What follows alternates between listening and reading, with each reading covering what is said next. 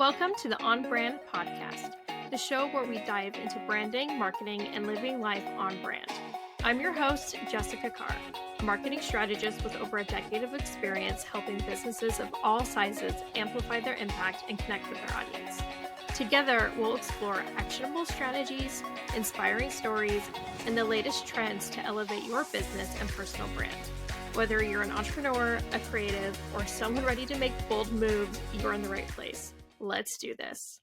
Hi, welcome back to the On Brand Podcast. I'm Jessica Carr, your branding and marketing strategist.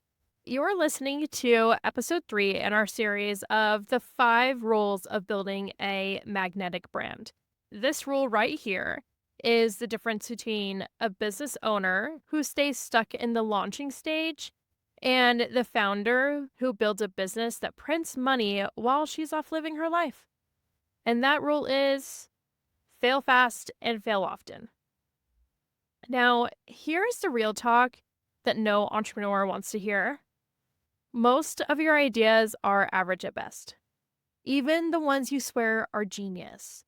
But that's actually not a problem, because if you stop treating every idea like a precious baby and start treating it like a science experiment, you actually win in the end. Bad ideas are free education. They show you what not to do fast, and they clear the runway for your next better idea. The danger isn't an idea that flops. The danger is actually spending 6 months polishing an idea that should have flopped. So you're spending time perfecting a logo for a product that no one asked for, building a full website for an offer that no one wants, spending $3,000 on a copywriter for a sales page that won't convert because there's no real pain behind it. I have seen brilliant founders and passionate entrepreneurs, women with world-changing ideas, burn out not because they didn't have talent, but because they couldn't let go of a bad idea when it was time to kill it. So here's my rule. Fail fast and fail often. Let's get practical here. Here's exactly how I test ideas, so you can steal this. When I get a new idea, which happens often, I am always coming up with new business ideas. When I get a new idea, it lives in my notes app for about 24 hours or so. I'll jot it down somewhere, put it in my notes app. I'll just kind of chew on it for a minute. If I still love the idea the next day, I put it in front of real people. Not my mom, not my best friend who always says, that's amazing. Real people, past clients, my audience, my mentors. And I'll say, hey, I'm thinking about making this. Would you pay for it right now? What's missing? What feels off? And would you choose this over how you're solving your problem now? If they don't light up and they don't ask, when can I have this? Guess what? I don't build it at all. We don't even touch it anymore. So I'm going to give you a personal story. I am terrible about coming up with amazing business ideas and just not following through with them for one reason or another. And it's not that I'm not following through with them. It's that I'm killing the idea for one reason or another. So let's talk about what I did last year. Last year, I tried starting an agency called Beyond Brand Media, and I was so excited. I thought that name was perfect. It actually came from the name of this podcast, the On Brand Podcast. I spent weeks on the branding, the logo, the services, putting together contractors. I built a beautiful website. I was pitching to clients. It was going to be great. I thought that doing a full funnel holistic agency where we did branding, social media, content, design, PR, we do it all. I thought that would be the best thing ever. But you know what? I didn't ask my actual clients if they wanted an agency. And it turns out they didn't. They didn't want my hands-off approach. They didn't want 10 layers of contractors. They wanted me and my direct strategy. And you know what else I didn't do? I didn't ask myself if I actually wanted to run an agency. And spoiler alert, I didn't. I only built it because that's what I thought my clients wanted. And they didn't want it either. So Beyond Brand Media was dead on arrival, not because I couldn't deliver, but because the offer was off and it wasn't aligned for me. But here's the good part. Because I scrapped it early, I didn't drown in debt, I didn't keep forcing a dead idea, and I pivoted. I pivoted fast and I turned that energy towards my personal brand more. Now I have a much healthier business model that I enjoy so much more. Now I do fractional consulting. I do have some branding clients, but only those that I really align with. I manage some brands like their social media, but that's not my bread and butter service. I love consulting. I literally could do consulting all day long. I'm a yapper, if you can't tell. And I could just talk marketing and marketing strategy all day. That is my superpower. I get so burned out managing too many accounts. I've been a project manager before. I've been an account manager for other companies. I hated it. So I don't know why I thought building an agency would be a good idea. I only did that because that's what I thought people wanted. It wasn't what I wanted. It just didn't work out, and I'm really glad it didn't. Another project I wanted to do was this past spring. I was really going hard on this, and then I decided not to do it. I was going to rewrite a book. So my grandfather is the author of The Historical Guide to Utah Ghost Towns, and he passed away a few years ago. He has this cult-like following online of people who go to ghost towns, and they love using his book. My mom and I have been talking for years about rewriting this book.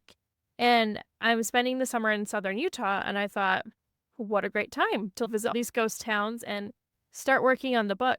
I spent a lot of time and energy into planning and looking at publishing and all the things. I very well could do that project, and it could be very cool. But here's the thing. I'm not super passionate about ghost towns. That was my grandfather's passion. It wasn't mine. I was more passionate about his legacy and doing something really cool with his legacy.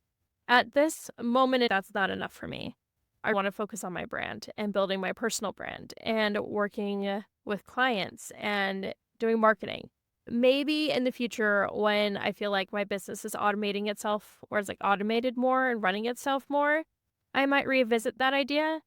But I had to kill that idea. Even though it would have been very financially lucrative, it would have done really well, it would have taken off. I just don't have the energy for it right now. That is another example of me killing an idea. I've also in the past have thought of multiple software ideas, looking at starting tech companies. I have been in the tech industry and around it for 12, 13 years now, working with startups. I had my own idea for a tech company, and I was looking for a CTO to co-found it with. I was in conversations and negotiations and realized it wasn't what I was really passionate about. And you have to really be passionate about your idea if you're going to go through with it. Because starting a business is hard. It's really hard. It's worth it. Don't get me wrong. I love it. But it is really hard to start a business. And if you don't absolutely love the idea, it is going to feel like a chore. Whereas you're trying to escape that right now from your corporate job or wherever you are right now. You're not happy with the situation you're in. And so you're looking to start a business to get you out of it, is what I'm going to assume. So you have to love that business idea and be really passionate about it, because otherwise it won't happen. That's the reality of it. But also, you can't be so attached to the idea that it absolutely has to work no matter what. You have to be willing to kill the idea. You have to be willing to say, this idea is actually not a good idea anymore. I thought it was, but after doing some more research, it's not a good idea. So I'm going to let it go and free my mind for the next idea. And one day, if you're anything like me who comes up with business ideas all the time, you're going to find one that does stick and does pass the test.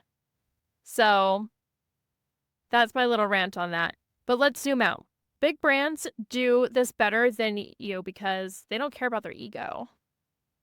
They care about the ROI. Have you ever heard of Crystal Pepsi? Neither had I until recently. So it's the Crystal Pepsi flop. Millions in research and development. They launched it and it bombed. It was essentially clear Pepsi. And that's what they called it, Crystal Pepsi. And they released it. They put it on the shelves. No one bought it. So what did Pepsi do? They cut it and moved on. They didn't spiral over it for 5 years. They weren't hung up on it, forcing it to succeed. They realized that it wasn't going to work, and so they just cut it. So it's not just you and me. It's these big brands who go through the same process. Another example of a bigger brand doing this is Google. So Google has this thing called Google Labs, or they even call it Google X sometimes. I get confused whether or not Google Labs and Google X. I think Google X might be a little more secretive, like the self-driving cars, which are Waymo cars now. I remember seeing those cars at Google's corporate office or Googleplex back in 2014 when I was an ambassador for Google. So they were part of the Google X program. So half of Google's labs projects never make it. They test them publicly and expect half of them to die. The other half become products like Gmail, Google Apps, and Chrome. Failing is part of the entrepreneurship process. It's not a punishment. You shouldn't be afraid to fail. You should just know that that is the process and accept that it's a good thing. So why don't more entrepreneurs know this or embrace this? That's because it hurts our ego. It feels like if I admit this idea flopped, I'm admitting I'm not good enough. But let me give you a different perspective. If you admit this idea flopped, you're proving that you're a real entrepreneur, because real entrepreneurs don't hoard dead ideas. They compost them into the next brilliant one. So let's go back to the brand validation workbook I had you download in a previous episode. If you don't have it yet, you can download it with the link in the show notes. In that workbook, I had you do your area of genius, the people exercise, and the problems exercise in my first episode of this series. I told you we'd come back to the last part, which is the validate, which is what we're doing right now. So in your workbook, you're going to, if you haven't listened to the other episodes that explain this more, go back and listen to the first episode in the series. We go through this first half of the workbook, and then you'll understand this part more. When you write down your problems that you have found, your groups of people have, you're going to write down the problems and brainstorm the best solutions to those problems. I had you pick 2 problems. They're plan A and plan B. And you're going to brainstorm what could be a solution to the problems that your target audience has. I want you to pick your top solution and point out every pitfall of this solution. If there are too many pitfalls, you have 2 options. You can pivot the idea or you can kill it. If you decide to kill it, move on to your next potential solution. Once you have a solution you can't find any pitfalls to, then ask your friends, family, or people you trust to help you validate it. So some questions that you can ask them are, would you buy this right now? If they say no, ask why not.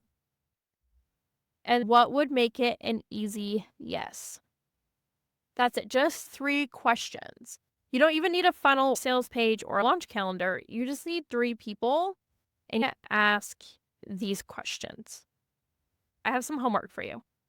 So I want you this week to fail at something. It can be anything. I just want you to fail at something. Sarah Blakely, the owner of Spanx, said that when she was growing up at the dinner table, her father would ask her and her siblings what they failed at that week. And they celebrated those failures. She said that that's what made her such a successful and tenacious businesswoman and why she never gave up on anything she did. She had a ton of businesses that failed before she founded Spanx. And she said that that's what kept her going, was embracing failure. So this week, I want you to fail at something. I want you to pitch something that's half-baked. I want you to float an idea to either your network or your Instagram stories or just to other people. I want you to ask for money for something you don't even have built yet. This is big for course creators. You want to sell courses before you actually make them. And I want you to see what comes back. If you get silence, amazing. That's great feedback. You just saved yourself months of emotional labor. If you get excitement, now you have the proof to build something. Next week, we're rolling into rule number 4, which is adapt or die. Love that rule. Because once you fail fast, your next job is to pivot fast. The market moves, and so should you. There's so many brands that I see that don't adapt, and they just end up dying. So it's an important rule. If you want my eyes on your ideas before you waste your energy, I have a 90-minute brand clarity section that you can book. There's the link in my show notes to book that. I'll help you poke holes in your offer, find the real shark bites, and get it fail-proof before you build the dream version. Links in the show notes for that. Your next step, go fail at something. Thank it for teaching you what's real. Fail fast, fail often, fail forward. I'll see you next time. Thank you for listening to the On Brand podcast. If you found today's episode valuable, be sure to subscribe, leave a review, and share it with someone who'd love it too. Until next time, keep amplifying your impact and living on brand.